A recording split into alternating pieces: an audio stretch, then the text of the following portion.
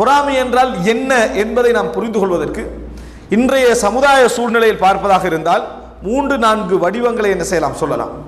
அது என்ன அப்படி என்று சொன்னால், பொறாமையுடைய மிக மோசமான வரைவிலக்கணம், அதாவது மிக மோசமான நிலையாக இஸ்லாமிய அறிஞர்கள் சொல்லக்கூடிய வரைவிலக்கணம் என்ன என்று சொன்னால், எனக்கு கிடைக்காதது எவனுக்கும் கிடைக்கக்கூடாது. இதுதான் பொறாமையுடைய உச்சகட்டம். எனக்கு கிடைக்காதது வேறு எவனுக்கு என்ன செய்யக்கூடாது, கிடைக்கக்கூடாது என்கின்ற எண்ணம் தான் பொறாமையுடைய ஆக உயர்ந்த தரம், ஆக உயர்ந்த நிலை என்று சொல்லி அறிஞர்கள் சொல்வதை நம்ம பார்க்கிறோம். எனக்கு கிடைக்காதது யாருக்கு என்ன செய்யக்கூடாது, கிடைக்கக்கூடாது. வாழ்க்கையில் எனக்கு ஒன்று கிடைக்கவில்லை, நான் அதற்கு முயற்சி எடுத்து கிடைக்கவில்லையோ அல்லது முயற்சி எடுக்காமல் கிடைக்கவில்லை, எப்படியோ எனக்கு கிடைக்காத ஒன்றை இன்னொருடத்தில் நான் பார்க்கிற நேரத்தில் அதை பற்றி, அதாவது எனக்கு கிடைத்தாலும் சரி கிடைக்காது விட்டாலும் சரி, அது எனக்கு கிடைத்தா, அதாவது எனக்கு வந்தாலும் சரி வராது விட்டாலும் சரி, இன்னொருவருக்கு கிடைக்க கூடாது என்கின்ற அந்த எண்ணம் இருக்கிறது. இதுதான் பொறாமையுடைய உச்சகட்டம், மிக மோசமான நிலை என்று என்ன செய்கிறார்கள் இஸ்லாமிய அறிஞர்கள் வரைவிலக்கணப்படுத்துகிறார்கள். இன்றைக்கு இது போன்ற மக்கள் நிறைய இருக்கிறார்கள். சம்பந்தமே இல்லாமல் தனக்கும் அவருக்கு எந்த விதமான பிரச்சனையும் இல்லை, பகைமையும் இல்லை, எதுவுமே இல்லை. ஆனா இன்னொருவரன் ஒரு நியமத்தை கண்ட உடனேயே இவனுக்கு இது கிடைச்சே இருக்கக்கூடாது, எனக்கு கிடைக்காது கூட இவன்ட்டு என்ன செய்யணும், இது இல்லாமல் போய்விட வேண்டும் என்று நினைக்கக்கூடிய ஒரு தன்மையை நீங்கள் என்ன செய்யலாம், நிறைய நம்ம பார்க்கலாம். இதற்கு பல காரணம். இதை நம்ம இந்த பொறாமையுடைய அம்சத்தை ஒரு தனி மனிதனோடு சுருக்க தேவையில்லை, ஆட்சி வரைக்கும் என்ன செய்யலாம், அதை விவரித்துக் கொண்டே போகலாம். ஆட்சி வரைக்கும் என்ன செய்யலாம், விவரித்துக் கொண்டே போகலாம். இது போன்ற மனோநிலை நிறைய பேரிடத்திலே இருக்கிறது. ஆகவே விரிவாக சொல்ல போனால், கீழ் ஜாதி மேல் ஜாதி என்று பிரித்திருக்கக்கூடிய மக்களில் கீழ் ஜாதி மகன் ஒருவன் ஒரு தொழிலுக்கு வந்து விட்டால், ஒரு நிலைக்கு வந்து விட்டால், அந்த மேல் ஜாதி வர்க்கம் செய்யற வேலை என்ன, எதன் காரணமா அது செய்து, எனக்கு இது கிடைக்காது விட்டாலும் கூட இவனுக்கு என்ன செய்யக்கூடாது, அது கிடைக்கக்கூடாது. பொறாமையுடைய வடிவம் என்ற சாதாரணமான அல்ல, அது மிகப்பெரிய வடிவம் வரைக்கும் என்ன செய்யும், அதனுடைய விளைவுகளை அது ஏற்படுத்தும். அந்த உணர்வு மனிதனால் தாங்க முடியாத ஒரு உணர்வு. இந்த பொறாமையுடைய அடுத்த நிலையாக எதை சொல்கிறார்கள் அப்படி என்று சொன்னால், மற்றவனுக்கு இல்லாமல் போக வேண்டும், அது எனக்கு வந்து சேரணும். மற்றவனுக்கு இல்லாமல் போகணும், அது என்னட்ட வந்து என்ன செய்யணும், சேரணும். இது இரண்டாவது நிலை. ஏன் இதை ஆரம்ப நிலையில வைக்கவில்லை என்று சொன்னால், அவனுக்கு கிடைக்க கூடாது எனக்கும் கிடைக்க கூடாது அப்படி என்று நினைக்கின்றவன் உலகத்துக்கு கூட நலவு நாடல, உலகத்துக்கு கூட ஏதாவது ஒரு பிரயோசனம் நடக்குமே நினைக்கல. எனக்கு கிடைக்காது எவனுக்கும் கிடைக்க கூடாதுன்றவன் அவன் மட்டும் அழிய நினைக்கல, எல்லாருமே என்ன செய்யணும், அழிஞ்சு போகணும்னு நினைக்கிறான். இவன் என்ன நினைக்கிறான் சொன்னால், அவனுக்கு கிடைக்காதது எனக்கு கிடைக்கணும், அவனிடத்தில் இல்லாமல் போக வேண்டும், அது எனக்கு என்ன செய்யணும், வந்து சேரணும் என்று சொன்னால் என்னூடாக நடக்க வேண்டும். எந்த நடந்தால் என்ன செய்யணும், என்னூடாக நடக்க வேண்டும், என்னால் நடக்க வேண்டும், அவனால் நடக்கக்கூடாது, அவனுக்கு கிடைக்க கூடாது எனக்கு கிடைக்க வேண்டும், அவனிடத்திலிருந்து நீங்கி அதை எனக்கு வந்து என்ன செய்ய வேண்டும், சேர வேண்டும் என்பது இரண்டாவது மனோநிலை.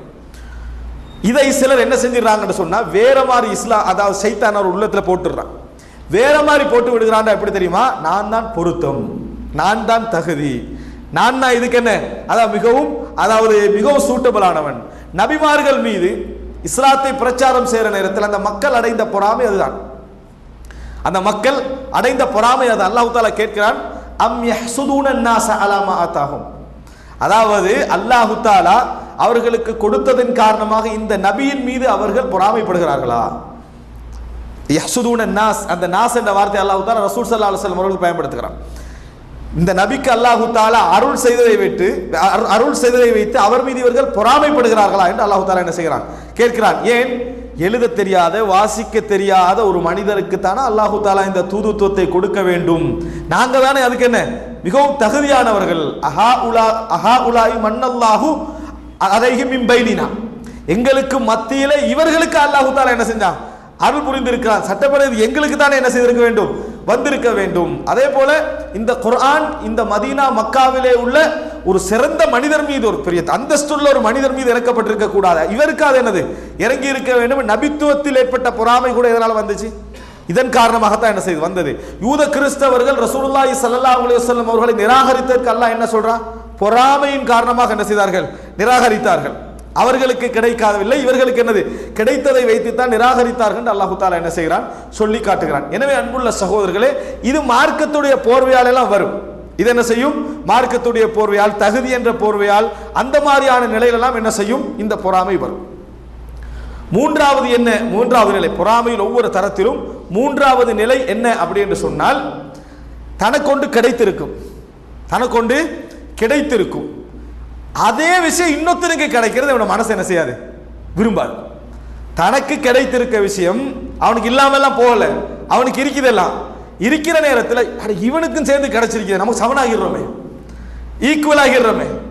அதனால என்ன செய்யறாங்கடா, இங்கதான் கோல் புறம் அதெல்லாம் நல்லா வேலை செய்யற இடம்.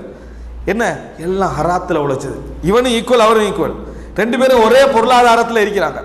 ஆனா அதை பொறுக்க முடியாம என்ன செய்யறதுன்னு சொன்னால், நாங்கள்லாம் எங்களோட பாட்டன் பூட்டன்ல இருந்தே பெரிய பணக்காரன் தான், இதெல்லாம் வட்டி கணக்கு, இதெல்லாம் வட்டியின் காரணமாக மோசமான ஒரு நிலையின் காரணமாக. இப்போ இது பார்த்துட்டு இஸ்லாமிய சூரத், இவங்க ரெண்டு பேருக்கு இடையில என்ன இருக்கிறத பார்த்தா விளங்குது, ஹலால் ஹராம் பிரச்சனை மாதிரி விளங்குது. ஹலால் ஹராம் பிரச்சனை இல்லை, ஹசத், பொறாமையின் காரணமாக வடிவம் கொடுக்கிறது.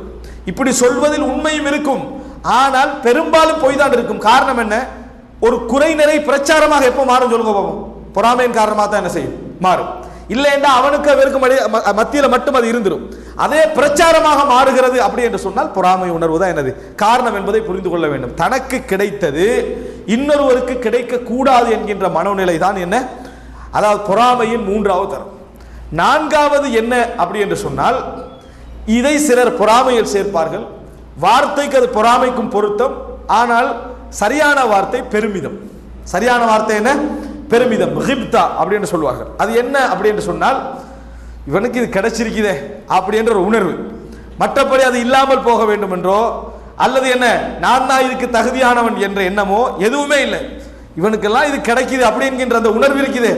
அந்த உணர்வின் வெளிப்பாடு எந்த கெட்ட எண்ணமும் இல்லை. அவனுக்கு இல்லாமல் போக வேண்டும் என்ற உணர்வோ அல்லது இது எனக்கு தான் தகுதி என்ற உணர்வோ, உங்களுக்கெல்லாம் கிடைக்குது என்ற உணர்வை தவிர வேற எதுவும் என்ன அதுல இல்லை. இது நமக்கு கிடைச்சா நல்லா இருக்கும், இதுல நம்ம கொஞ்சம் கூட இருந்தா என்ன செய்யும் நல்லா இருக்கும் என்கின்ற உணர்வு.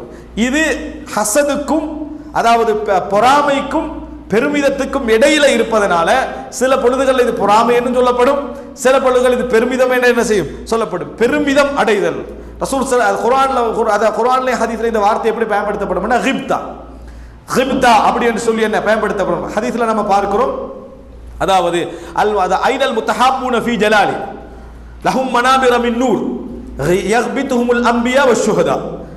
அதாவது எனது நேசத்திற்காக நட்பு கொண்டவர்கள் உறவு கொண்டவர்கள் எங்கே, நேசம் வைத்தவர்கள் எங்கே அல்லாஹ் தஆலா மறுமையில கேட்பான். அவர்களுக்கு ஒளியிலான மேடைகள் என்ன செய்யும் அமைக்கப்பட்டிருக்கும், நபிமார்களும் சுஹதாக்களும் அதை பார்த்து பெருமிதம் அடைவார்கள்.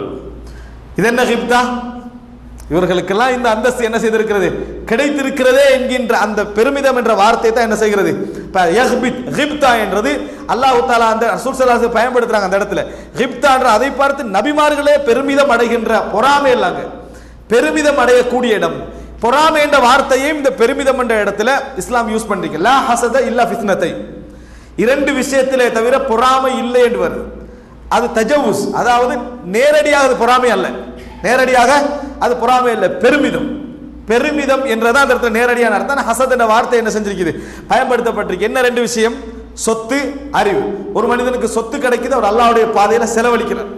இதை பார்த்து ஒருவர் என்ன நினைக்கிறாருன்னு சொன்னா, இவரெல்லாம் பணம் கிடைச்சு செலவழிக்கிறாரு, ஏன் நமக்கு இப்படி கிடைக்கல, நமக்கு நிறைய இருந்தா என்னது நம்மளும் செலவழிப்போமே என்றதை தவிர வேற எதுவுமே அவருடைய எண்ணத்துல என்ன இல்லை. இவருக்கெல்லாம் அறிவு கிடைச்சிருக்கேன், நானும் படிச்சிருக்கலாமே, நானும் அறிவை வளர்த்திருக்கலாமே, அப்படி இருந்திருக்கேன், நானும் என்ன செஞ்சிருப்பேன் செய்திருப்பேன் என்கின்ற எண்ணம் எதுவும் நீங்குதல், எந்த பொறாமையும் அதுல என்ன இல்லை. ஆனா ஹதீஸ்ல என்ன வார்த்தை பயன்படுத்தப்படுது, ஹசத் என்ற வார்த்தை என்ன செய்கிறது பயன்படுத்தப்படுது. நேரடியான அர்த்தம் வந்து என்னது பெருமிதம். என்ன அர்த்தம், பெருமிதம் என்று, அதாவது ஒரு உணர்வு, அது ஒரு சந்தோஷ உணர்வு, இது நமக்கு அதிகமாக இருக்க வேண்டும் என்கின்ற உணர்வு. இதுதான் 4 படித்தரம். இந்த 4லும் அதாவது ஆரம்பமாக ஒரு பொறாமை தரம் சொன்னேன், இந்த பொறாமை உணர்வு மிகவும் முற்றி போய் அவனுக்கு தலைகால் விளங்காமல் இருக்கக்கூடிய நிலையைத்தான் குரோதம் என்று சொல்வார்கள். ஹெக்து, ஹெக்து என்றால் என்ன சொன்னால், இதனுடைய முற்றிப்போன தன்மைக்கு தான் ஹெக்து, உள்ளத்தில் ஏற்படுகின்ற குரோத வடிவமாக அது என்ன செய்யும் மாறும். அதற்கு அவன் எப்படியாவது அந்த பகைமையை தீர்த்து கொள்வதற்கு, கொலை செய்வதற்கு கூட என்ன செய்ய மாட்டான், தயங்க மாட்டான். அந்த அளவுக்கான குரோதமாக அது என்ன செய்யும் மாறும் என்பதை நாங்கள் புரிந்து கொள்ள வேண்டும்.